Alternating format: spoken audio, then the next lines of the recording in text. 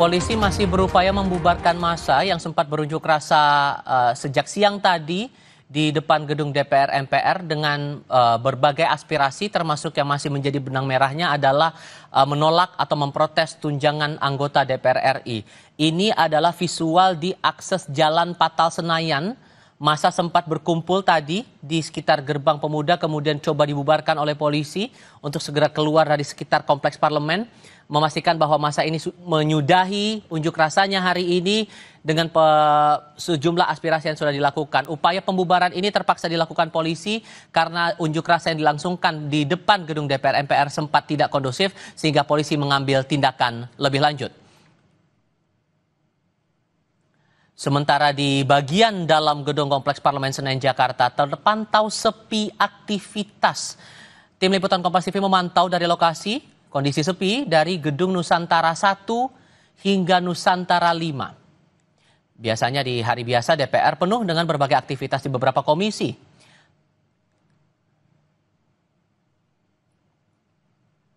Saat dikonfirmasi apakah anggota DPR hari ini diliburkan atau work from home, Wakil Ketua Komisi 3 DPR RI Ahmad Sahroni melalui pesan singkat kepada Kompas TV menyebut WFH hanya diberlakukan untuk ASN dan tim ahli.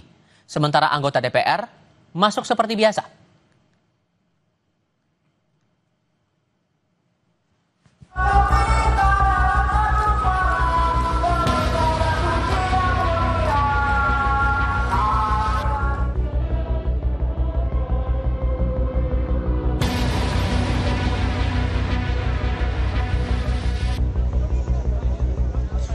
Amarah rakyat akhirnya tak terbendung dilampiaskan di rumah para wakil rakyat. Amarah ini bukan tanpa sebab. Tingginya tunjangan anggota DPR yang sangat bertolak belakang dengan realita ekonomi masyarakat membuat para mahasiswa dan pelajar berunjuk rasa dan menuntut tunjangan tak masuk akal itu dihentikan. Namun, polemik tunjangan fantastis DPR ini semakin memanas karena dipicu gaya komunikasi beberapa anggota dewan yang seakan menantang kritik masyarakat.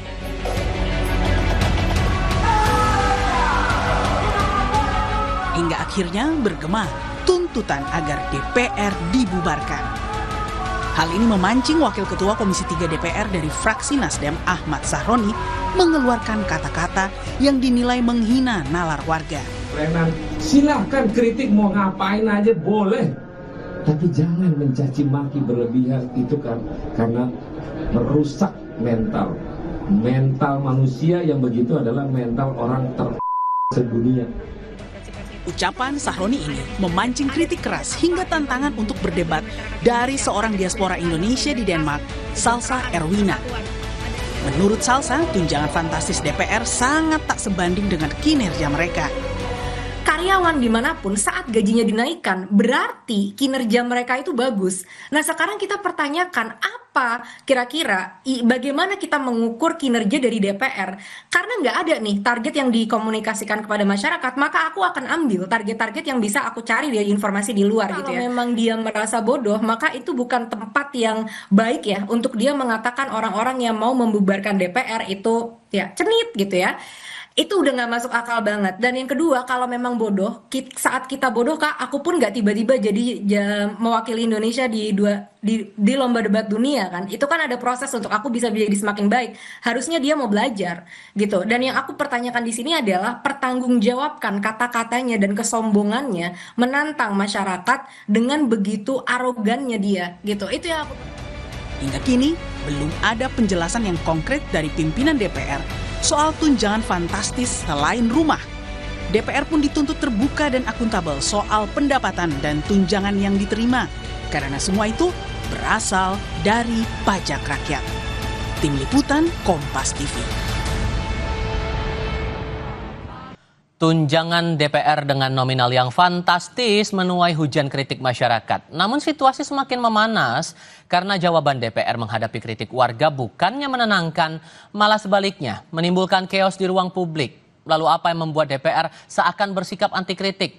Dua narasumber bergabung untuk kami diskusikan lagi soal ini. Ada anggota DPR periode 2014-2019 Zulfan Lindan dan analis politik dari Carta Politika Yunarto Wijaya. Selamat sore semuanya dengan Tifal di sini, apa kabar? Selamat sore, Ival, Bang Baik, Zulfan. terima kasih Sore, apa sudah kabar bergabung bersama Mas kami kali ini. Sunarto? Ah, saya mulai dari Pak Zulfan dulu deh kalau begitu. Pak Zulfan begini, karena kan ada realita sosial yang dihadapi, makanya kemudian kritik ini mencuat. Tapi kemudian direspon oleh anggota DPR periode saat ini seolah-olah terkesan anti kritik.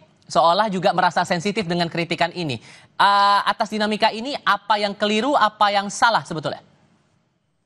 Begini, kita kan tahu seharusnya saya ucapkan selamat dulu ke Mas Yunarto ini Kenapa tuh? dan kepada kawan-kawan Kompas TV ya. Oke. Eh, kita mengharapkan kan parlemen ini punya kualitas kan gitu.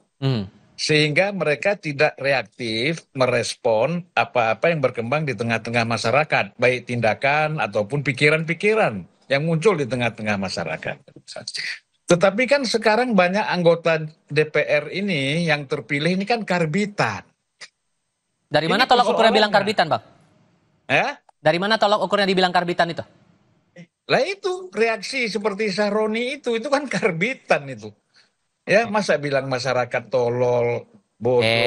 Ini karbitan, kalau dia bukan karbitan, pasti dia lebih merenung dulu, berpikir dulu, gua ini kan wakil rakyat.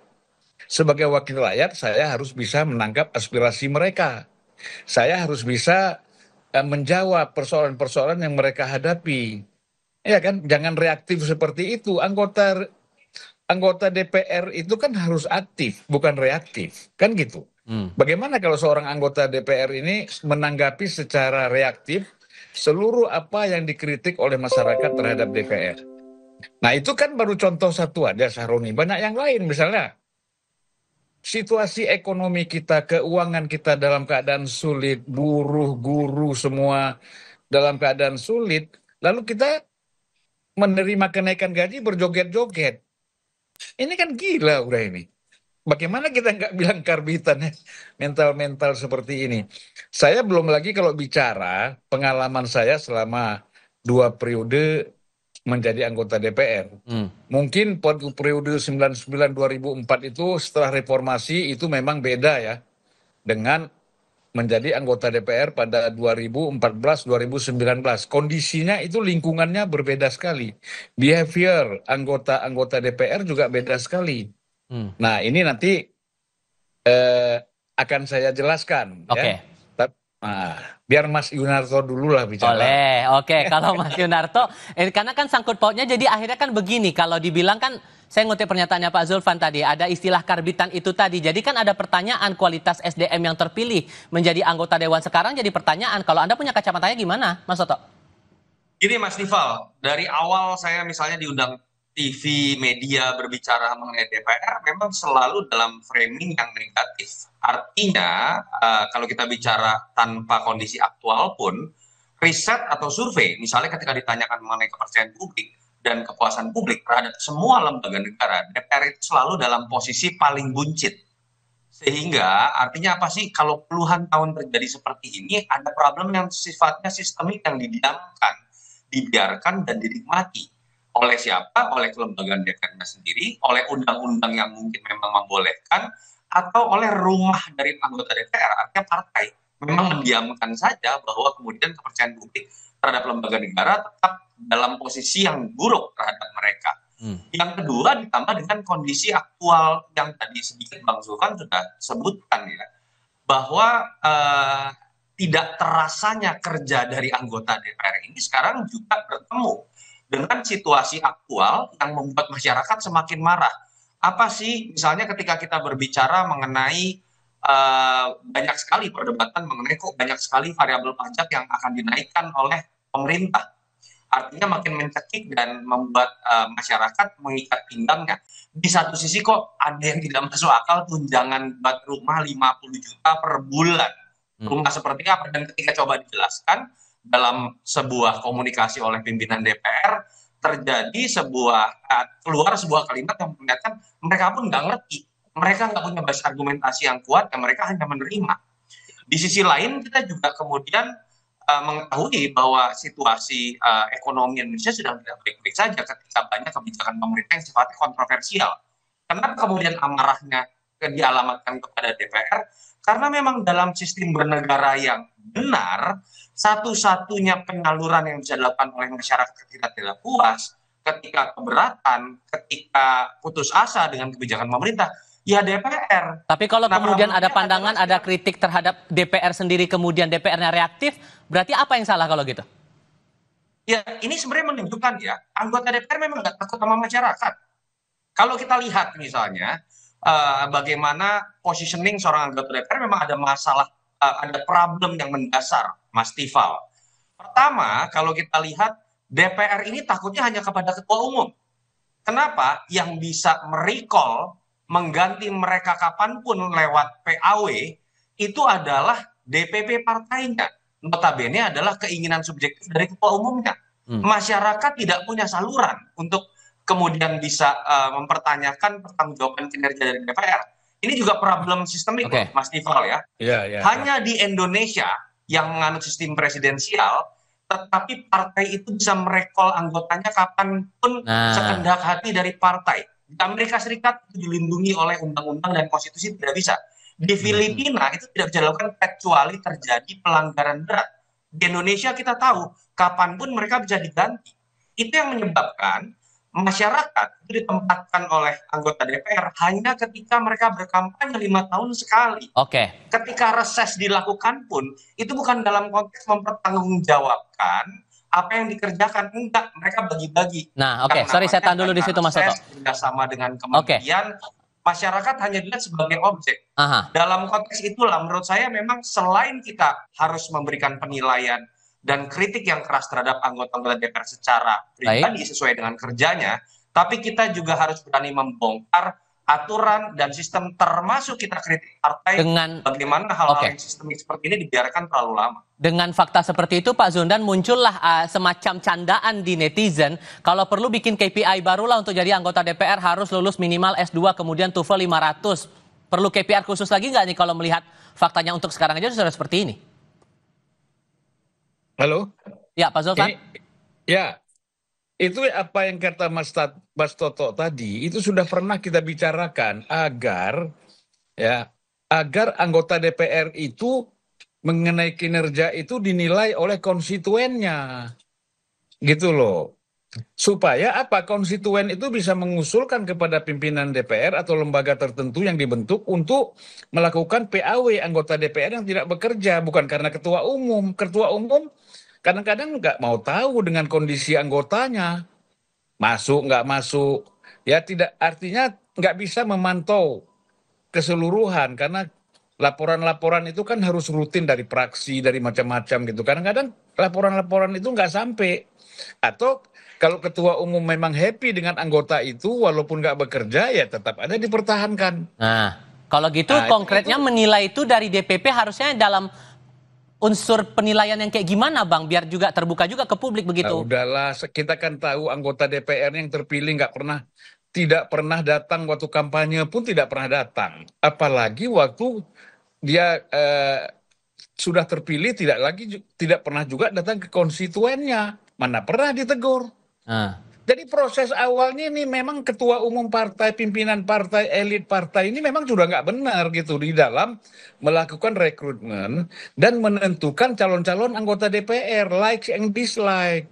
Itu persoalannya, tidak lagi dilihat ini orang berkualitas atau tidak, mampu bekerja atau tidak. Itu tidak pernah. Banyak sekali lah, saya pengalaman misalnya ya, waktu itu kita jalan ke Brazil, tugas, ya kan, dari DPR. Itu anggota DPR yang ngomong-ngomong tolol itu ikut bersama saya. Acara kita kan 5 hari. Dia 1 hari udah pulang. Akhirnya saya sendiri menghadapi parlemen, menghadapi menteri pertanian ini. Itu dubesnya tak heran. Ini kok begini sih? Iya kan? Ya, akhirnya saya sampai pas itu waktu Natal, saya terpaksa ikut Natal juga di Sao Paulo kan. Nah itu, jadi satu lagi pengalaman saya, itu bisa tanya sama Aulia Rahman, dubes kita di Ceko. Yang datang 20 orang. Ya kan? Kemudian hari pertama sudah tinggal 15, hari kedua tinggal 10. Hari berikutnya tinggal saya sendiri. Menghadapi berbagai hal, menghadapi pemerintah kinerja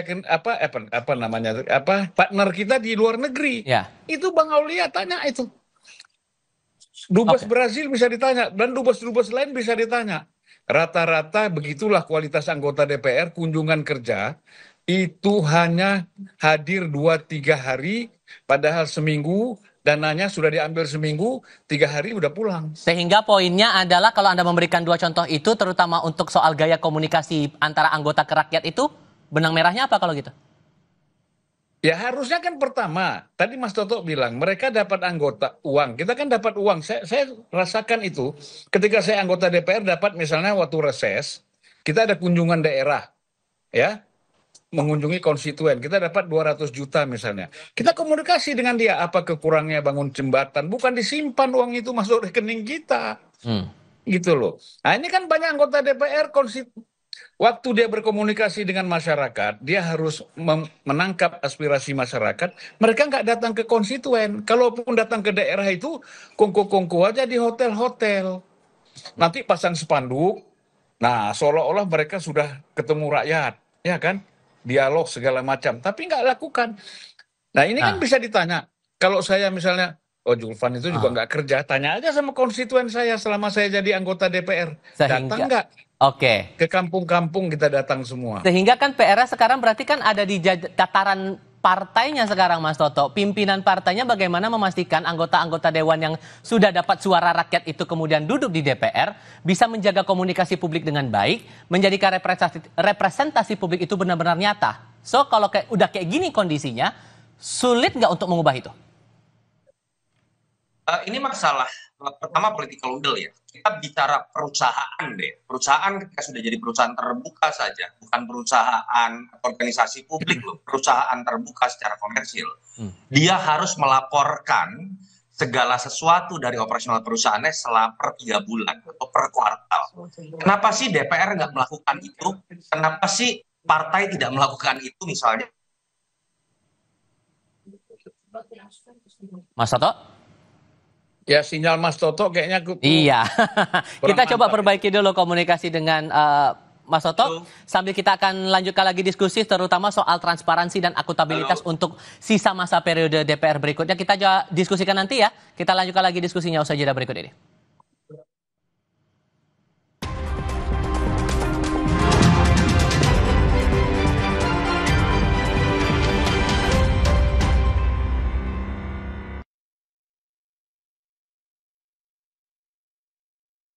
Pas aku coba Le Mineral, seger banget, nggak bikin enak sama sekali. Benar, karena Le Mineral dari pegunungan terpilih. Setiap tetesnya melewati lapisan batuan alami, membuat airnya lebih sehat, lebih segar. Kayak ada manis-manisnya. Le Mineral. Umpan lambung apa umpan terobosan yang terbaik? Rido! Do! Segar-segar, luwak white coffee. Luwak white coffee less sugar dulu. Wah. Luwak white coffee less sugar dibuat dengan susu rendah lemak, rendah gula, rendah kalori. Menangkan 5 tiket nonton langsung Piala Dunia. Kirim 5 bungkus kopi luwak apa saja. Foto dan upload ke sosial media tag Kopi Luwak Official. Buruan kirim, pemenang akan segera dipilih. Luwak white coffee, rendah gula, nyaman diminum. Happy banget jadi ayah. Momen si kecil nyaman bermain dan bebas bergerak selalu ditunggu. Karena pakai Baby Happy, popok anti ruam yang daya tampungnya 500 ml. Yuk pakai Baby Happy Body Fit Pants, popok anti ruam. Wingscan. Pas aku coba Le Mineral, seger banget, nggak bikin enak sama sekali. Benar, karena Le Mineral dari pegunungan terpilih. Setiap tetesnya melewati lapisan batuan alami, membuat airnya lebih sehat, lebih segar. Kayak ada manis-manisnya. Le Mineral. Untuk masa depan cemerlang generasi harapan bangsa yang sehat, cerdas, dan berkualitas, diperlukan kecukupan gizi yang baik. Dan melalui program makan bergizi gratis, Kadin sebagai mitra strategis pemerintah, melalui Satgas MBG Kadin, membangun 6 SPPG di Bekasi, Depok, Bandung, Cirebon, Tegal, dan Semarang. Diresmikan di bulan Agustus dalam rangka merayakan kemerdekaan RI oleh Kepala BGN, dan disaksikan langsung oleh Ketua Umum Kadin. Yang terhormat, tentu saja yang saya cintai nih, Bapak Kasatgas MBG Kadin, Bapak Handoyo. Kolega saya yang sangat luar biasa kerjanya, siang malam mengerahkan segala macam sumber daya, Bapak Handoyo S. Mulyadi, Kasatgas MBG Gotong Royong Kadin, dan Eksekutif Chairman dari Tempo Scan Group. Pembangunan 6 SPPG ini seluruhnya dibiayai oleh Temposcan dengan desain dan standar mutu bangunan serta peralatan yang berkualitas. Berjuang bersama menciptakan generasi emas Indonesia, Temposcan 100% Indonesia.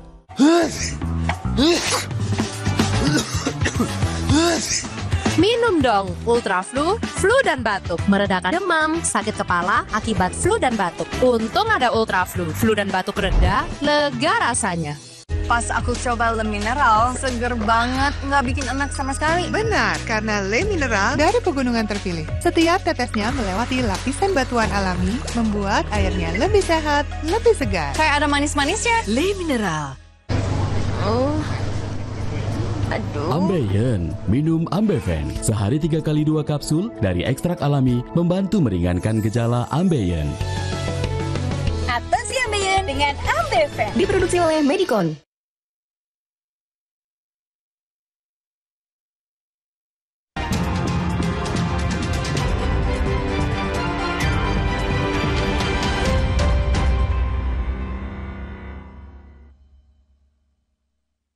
Anda untuk melihat pantauan terbaru dari udara pasca unjuk rasa di Kompleks Parlemen Senayan Jakarta yang meluas hingga bawah tol dalam kota. Visual ini menunjukkan kerumunan massa masih berada di sekitar area pejompongan dan tampak polisi berupaya untuk membubarkan mereka sehingga bisa keluar dari area sekitar DPR beberapa saat yang lalu.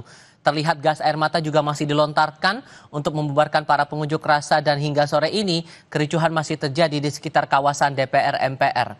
Ini titik di kawasan pejompongan dan belum bisa diketahui akan berapa lama memakan waktu pembubaran terhadap massa ini. Di sebelah kiri layar Anda terlihat ini juga beririsan dengan jalur rel kereta dan sedikit banyaknya sudah terimbas juga terhadap perjalanan kereta komuter.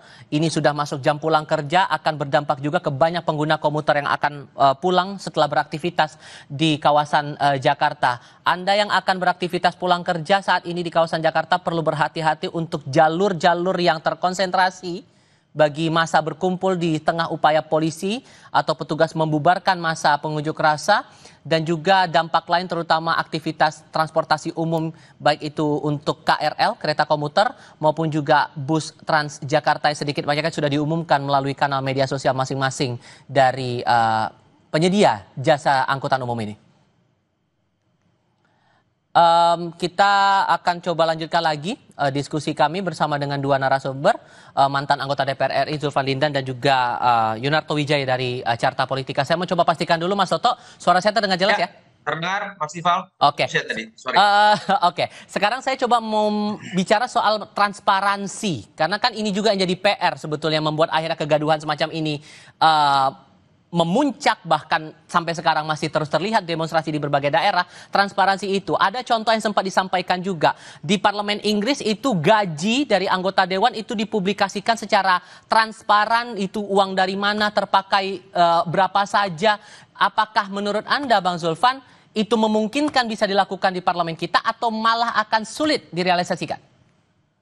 Ya sangat mungkin. Saya kira kan memang secara periodik itu kan kita harus melaporkan LHKPN ke KPK. Tetapi kebanyakan anggota itu kan melaporkannya setahun sekali kan. Nah harusnya kan itu dipantau terus. Jadi kan paling tidak kalau 6 bulan sekali kan nggak ada orang naik anggarannya tunjangan 6 bulan sekali kan. Kalau setahun kan pasti ada. Tetapi kan harus tetap dilaporkan. Dan transparansi itu menurut saya sangat penting. Apa sih salahnya? Gaji pokok kita sekian, kita dapat ini, dapat itu, kan sampaikan aja. Gitu loh. Nah jadi kita bisa lebih hebat daripada parlemen Inggris kalau memang mentalnya diperbaiki gitu loh. Cuman jadi, kalau dengan fakta seperti ini, masalah pandangan bahwa ada tunjangan yang dirasa tidak masuk akal atau tunjangan dinaikkan ini tidak perlu tapi malah kesannya reaktif seperti ini, rasanya bakal sulit nggak sih untuk kemudian ada transparansi atas gaji para anggota dewan ini menurut Anda? Begini, masalahnya kan pendapatan DPR itu banyak ya. Anda tahu kenapa orang berebut-rebut menjadi badan kerjasama antar parlemen itu? Karena itu keluar negeri itunya bisa berkali-kali setahun itu. Dan sekali keluar dia 15.000 US, 14.000 US, mungkin juga ada yang 20.000 US. Keluarnya berapa? Bawa pulangnya berapa? Nah, itu kan harus transparan juga, tapi kan itu tidak pernah dipersoalkan oleh pimpinan partai, oleh institusi DPR-nya sendiri. Masyarakat nggak tahu itu, gitu loh. Yang mereka kadang-kadang berangkat cuma sampai airport, kemudian bisa saja dikembalikan ya. Oke. Diurus oleh travelnya macam-macam. Pendapatan DPR itu banyak sekali. Oke. Ini 50 juta ini kan kalau kita bilang kan hanya yang termanifestasi di tengah-tengah masyarakat. Selain itu kan banyak. Nah, jadi menurut saya sebenarnya begini, persoalan kenaikan tunjangan ini berkaitan dengan kesulitan ekonomi masyarakat sekarang. Kok tega gitu loh. Ya. Kok tega sekali. Ya kan? Masyarakat dikenakan pajak, beras mahal, semua mahal. Terus BPJS-nya juga dipersoalkan, mau ditingkatkan. Tetapi ada anggota DPR yang harusnya kritis, mengkritisi apa-apa yang terjadi, yang dilakukan oleh eksekutif harus kan dikritisi, bukan mereka menikmati. Oke, kalau begitu Mas Toto, ini kan PR-nya kesadaran untuk transparan dan akuntabel atas gaji dan kinerja yang sudah dilakukan selama ini. Masih bisa berharap kita dengan transparansi itu bisa segera terwujud dengan realitas sekarang seperti ini? Mas Tifal, kalau memang niat, partai tinggal kemudian menginstruksikan setiap anggota DPR punya website pribadi yang diantaranya harus berisikan pertanggungjawaban kinerjanya, pertanggungjawaban ketika menggunakan dana reses. Hanya sedikit sekali anggota DPR yang memiliki website yang memiliki kualifikasi seperti itu. Yang terjadi katanya kan dunia digital. Kita tahu hampir semua DPR punya yang namanya akun sosial media, tapi sebagian di antara kita tahu pamer mobil mewah dan lain-lain lah, saya nggak usah sebut nama. Kalau itu diinstruksikan saja oleh DPP, saya pikir kan akhirnya masyarakat punya sebuah tools yang bisa kemudian mereka nilai, konstituen bisa punya tools untuk membuat mereka bisa menilai. Problemnya agak sulit kita berharap dari political will dari partai. Kelembagaan DPR sendiri kita tahu setiap tahunnya itu tidak pernah transparan seutuhnya, misalnya terhadap fungsi legislasi. Berapa banyak yang dari draft akademik, lalu kemudian risalah itu dibuka. Itu hampir tidak pernah memenuhi dari jumlah yang mereka sahkan. Termasuk kalau DPP kemudian misalnya bisa membuat laporan per 3 bulan, per kuartal layaknya perusahaan terbuka, bisa perlihatkan kan bagaimana kinerja anggota DPR dari hal yang paling kuantitatif deh. Absensi seperti apa. Dari situ aja kita ada sering mendengar kan, banyak yang sering bolos, tapi kemudian jadi terus-menerus karena tetap diberikan di nomor urut 1. Memang ini berawal dari sebuah political will yang menurut saya memang belum kelihatan niatan serius dari DPP. Dan mau tidak mau dalam kondisi seperti ini, protes-protes dari masyarakat akan terus muncul dan seperti yang kita lihat sekarang.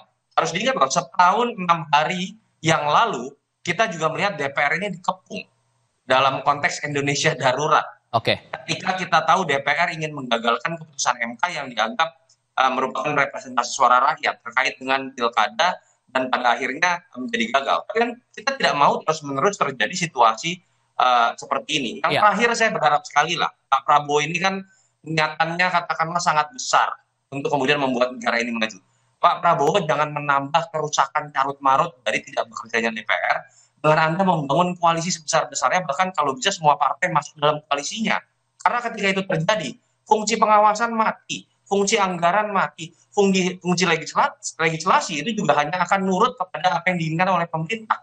Padahal dalam sistem presidensial, publik itu memilih 2 kali, memilih eksekutif atau presiden dan memilih legislatif supaya mereka berantem tanda kutip secara tata negara, sehingga ketika ada kebijakan yang dianggap tidak representatif, DPR bisa berfungsi. Ketika Pak Prabowo ingin merangkul semuanya menjadi bagian dari pemerintahannya dengan diberi kursi menteri, pada titik inilah kita melihat DPR akhirnya menjadi hanya datang, diam, dan duduk. Satu pertanyaan terakhir untuk masing-masing. Karena kalau kembali lagi ke kontroversi cara jawab DPR hadapi kritik rakyat ini, kalau menurut Anda Pak Zulfan, perlukah ada semacam, ini tiba-tiba terpikir aja sih, karena kan ada beda jawaban yang dikeluarkan antara pimpinan dengan anggota kemarin itu. Dibilang penjelasan rincian tunjangan datang dari pimpinan, sementara anggota tidak tahu soal rincian tunjangan itu. Menurut Anda perlu nggak sih ada protokoler khusus, entah itu juru bicara khusus menjelaskan masalah soal tunjangan atau hal-hal fasilitas yang diberikan semacam ini?